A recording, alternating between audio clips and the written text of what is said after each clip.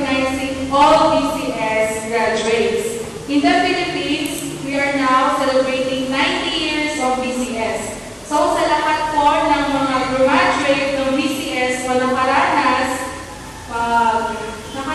pong mag-attend ng BCS, we are requesting you to please come forward.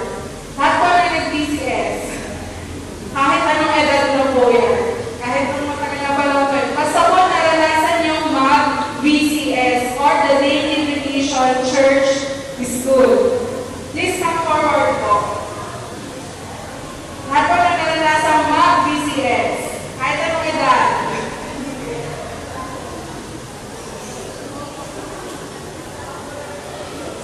Dito po.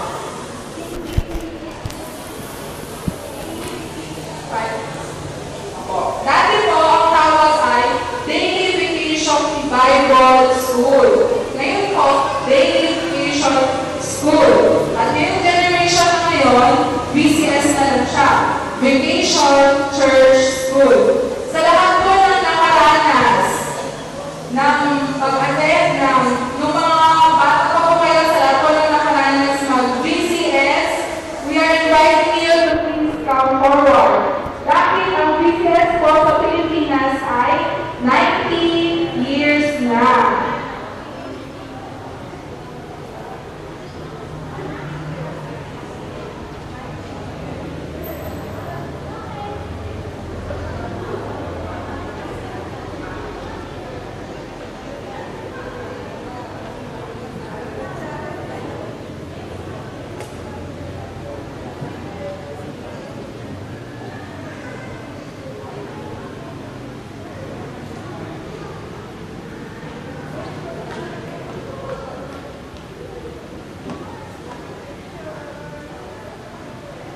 Okay. Habang binibigay ko yung token, meron po tayong bonus.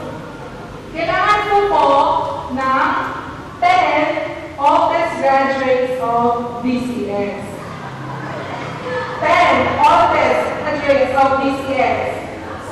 Kung piliin nyo ay 10 ay kabilang kayo sa 10 oldest graduates of BCS, you are qualified.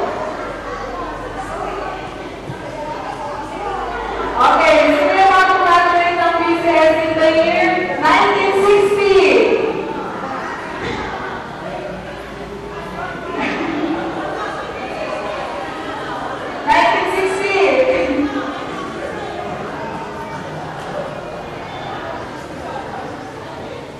Opo, 1960 po. Ilan po?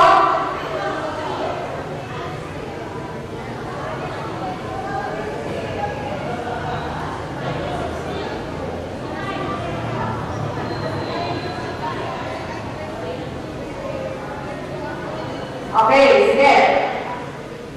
Kailangan ko na po ng 10. 10 lang. Sino yung 10? Sige, 1960s. Sino ng 1960s? 1. Yung graduate na ano po, BCS, 1960s. Opo, 60 to 70. 1960 to 70. Bilang natin. Yung graduate ng BCS po,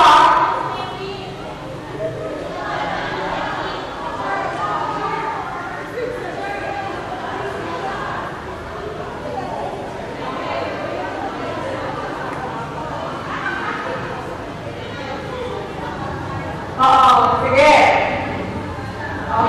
Sige, ganito na lang.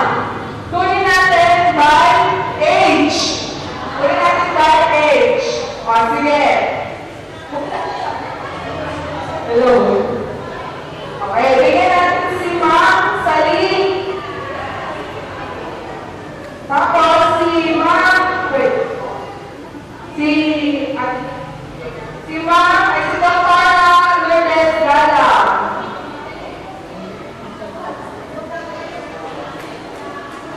Sino ka? The age!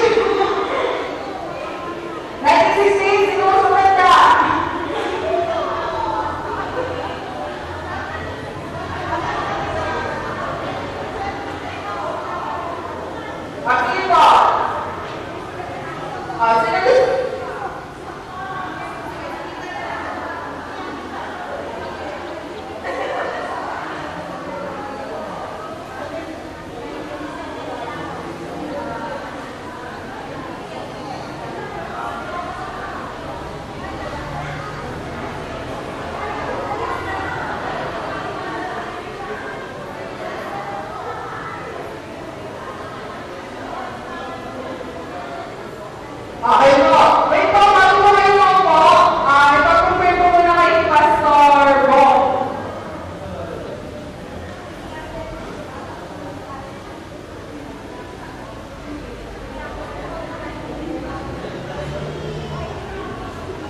Tayo po'y manalangin. Maraming po salamat, Panginoon, sa pamamaraan kung paano ma-reach out ang buhay ng mga bata sa pamamagitan ng Daily Vacation Church School. Sa aming pag-aalala sa 90th year of this form of ministry, ay kami po ay nagdadala sa aming mga puso na balikan at alamin kung ano ang ginawa ng ministeryo ito sa buhay namin. At kami nananalig, Panginoon, na kapag ito ay nagkalulong sa pagkakita, sa aming nakatunan, alam namin na kanina ang kanilang mga buhay ay inyong palagi. Kanina namin, Panginoon, na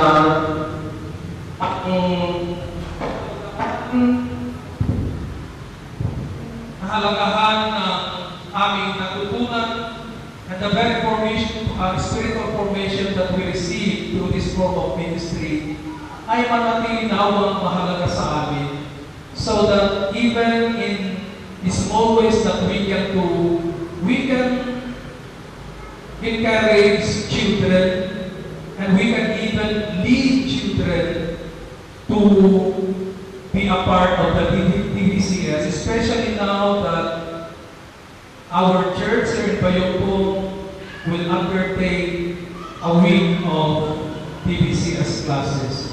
Dalangin namin ang iyong pagpapala sa mga magtuturo na kabataan ng iyong iglesia, Panginoon, na iyong pong gagamitin sa ministeryo ito. At dalangin namin na magpapatuloy ang ministeryo ito na may kapangyarihan, may kalakasan, dahil kayo po ang nagtatag sa forma ng ministeryo ito. Ang lahat ng kadakilaan ay aming itinataas sa inyo, Panginoon, sa dakilang pangalan ni Kristo Jesus. Amen. Thank you po.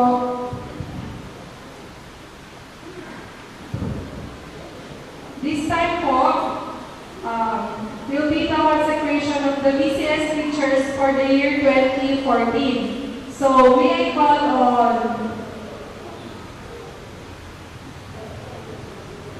when you are called, please come forward for your consecration. May I call on Miss Rodalea Pugoon,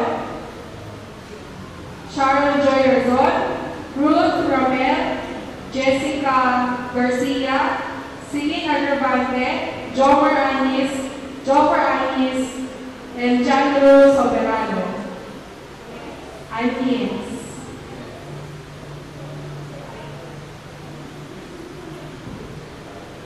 And Janet, Sarah, Pauline Libed, Jenny Rose Francisco.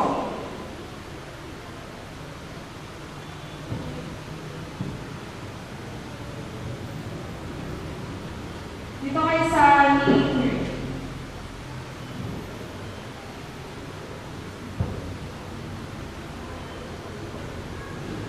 Face the congregation. I would like to present to you the VCS teachers for the year 2014.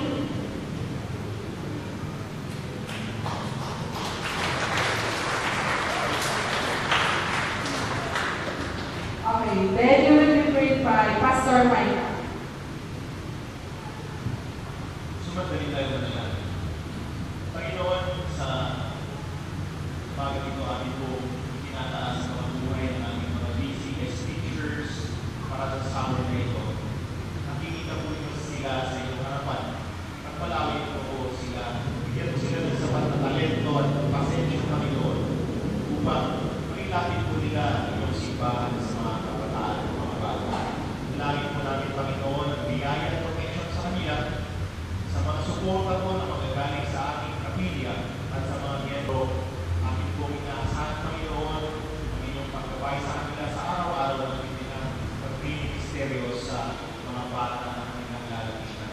Panginoon, Panginoon, marami pong salamat at may mga ganitong pagkakataon upang ang mga kabataan po ay involved sa ministries ng church. At naway, Panginoon, sa kanilang mga puso, kamuot kami, Panginoon, at magsisilbi ito hanggang sa kanilang paglaki bilang mga anak mo at mga professional. Ito po ang aming dalangin sa matamis sa pangalan ni Jesus. Amen.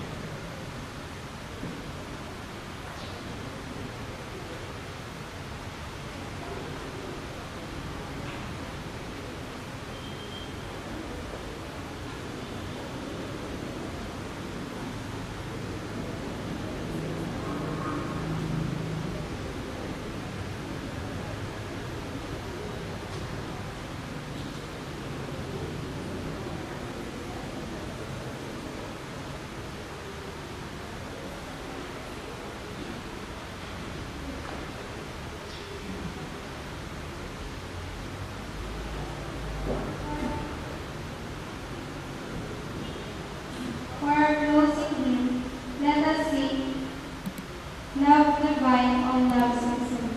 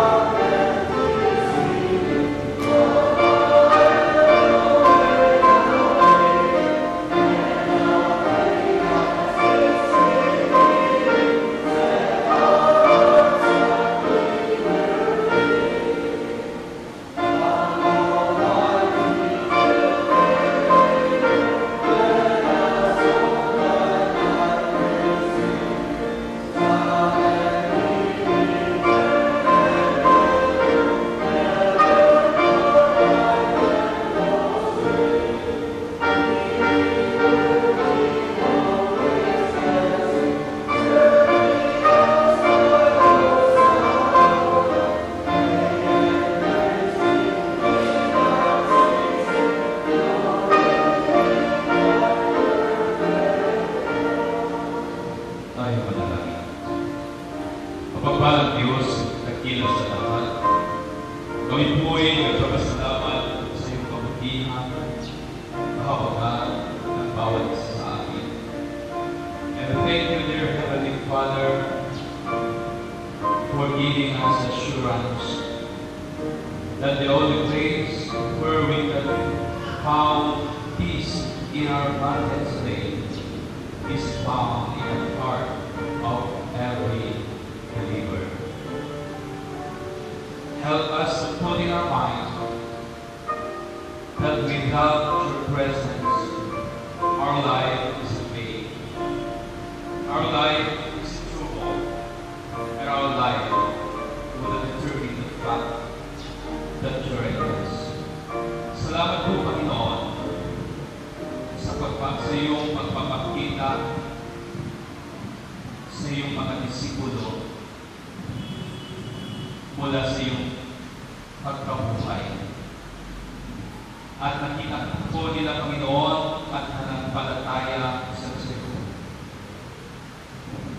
Panginoon, salamat po dahil hindi naman po namin nakita sa iyong pisikal na mga katawan, pero nananampalataya at lumapit kami sa iyong Panginoon. At mula sa aming pananampalataya, nagkaroon po kami, Panginoon, ng kapayapaan sa aming buhay. Salamat po, Panginoon, mula sa iyong kabutihan sa amin. Salamat po, Panginoon,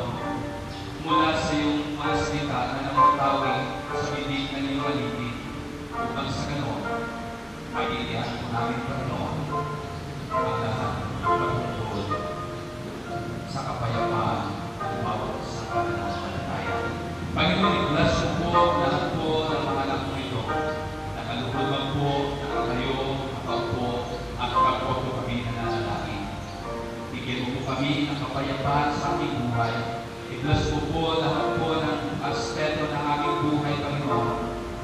Mula po sa aming trabaho, mula man sa aming pamilya, lahat po ng aming inasahon sa kabutihan ng iglesia ito, Panginoon. At palagi po kami rin po mga church workers sa iglesia ito at tawag ang iyong kabutihan mabalagi sana sa aming puso at isipan. Panginoon, patawarin po kami, patawarin po ang mga nagawa po namin mga pagkukulang, nagawa man po sa ating kapwa. Ngayon din po ang pagpapatawad namin sa naman po nakagawa rin po sa amin ng mga pagkukulang. Gawin po kami bilang isang ehemplo, bilang mananampalataya, may puso, at may pananampalataya sa iyo. Ito po ang aming isang dalangin sa ngalan ng Jesus, aming tagapagligtas. Amen.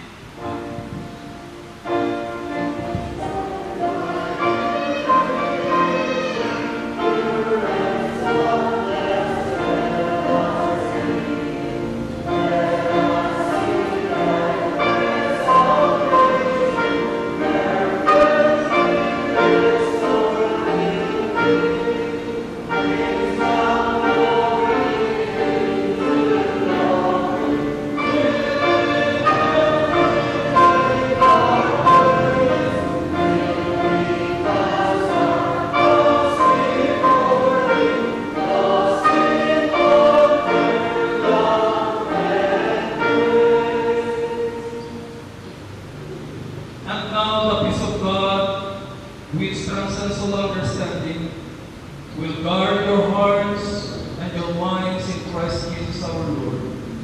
The blessing, the grace, and the indwelling presence of God the Father, God the Son, and God the Holy Spirit be upon you and be within each of you now and forevermore. Amen.